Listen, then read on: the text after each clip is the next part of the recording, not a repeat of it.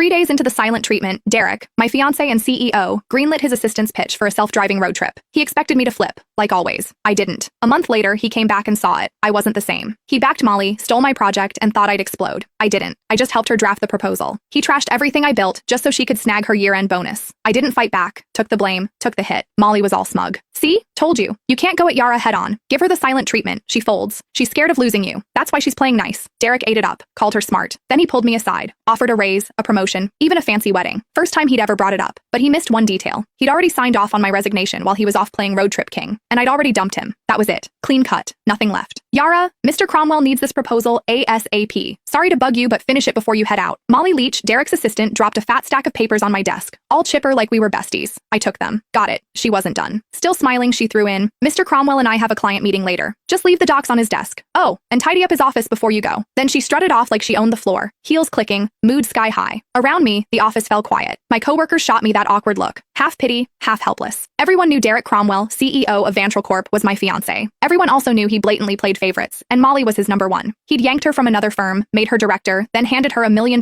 project I'd busted 2 months bringing in and prepping. When I pushed back, he called a team vote, thinking everyone would back him. Wrong. The whole team voted for me, except him. Molly got 1 vote. His. He lost it. Accused me of stirring up cliques. Didn't just take the project away. He demoted me in front of everyone and slashed the salaries of the people who'd backed me. Nobody dared speak up. Later, he apologized. Said didn't want it to look like favoritism. Claimed Molly might feel left out. I used to believe that crap. Now, it's a joke. Molly couldn't even keep up with our interns. Didn't want it to look like favoritism? Please. He was straight up playing favorites. Everyone saw it but him. I heard footsteps upstairs and looked up. Derek. He showed up at the stairwell, glanced my way, then walked out without saying a word. Changed into some casual suit. Even from here, I caught that cedar cologne. He never used to wear cologne. That one? Molly's gift. Yeah, he knew exactly what he was doing. He'd been pulling this kind of stuff for years. It started after I found their goodnight texts. Couldn't stay quiet. I confronted him. Derek said I was being petty. Then, like it proved some point, he used it as an excuse to make it official and moved Molly to work directly under him. The more upset I got, the harder he leaned in, dragging her to every social event, serving her food, even wiping her mouth at company dinners. When we fought, he'd ice me out. When I apologized, he'd round up his buddies to lecture me like I was some jealous mess. For a while, I actually blamed myself. Thought maybe I wasn't generous enough. Thought maybe that's why we ended up here. But on day 3 of one of his silent treatments, when I was too sick to even sit up and he still packed his bags for a trip with Molly, I gave up. That's when it hit me. He wasn't trying to be noble. He just used my pettiness as a shield so he could keep doing what he wanted without feeling guilty. Even if I hadn't caught those late-night chats, he would have just found another excuse to be with her. After their latest business trip, they were still grabbing dinner, drinks, playing tennis, same routine. But something between them had changed. I could feel it. Not that it mattered. 5 years together, and it was done. This whole mess had dragged on long enough. I was the last one in the office, finishing up the proposal. Checked my phone. Molly had been busy posting. Candlelit dinner at some fancy spot. 2 plates of steak.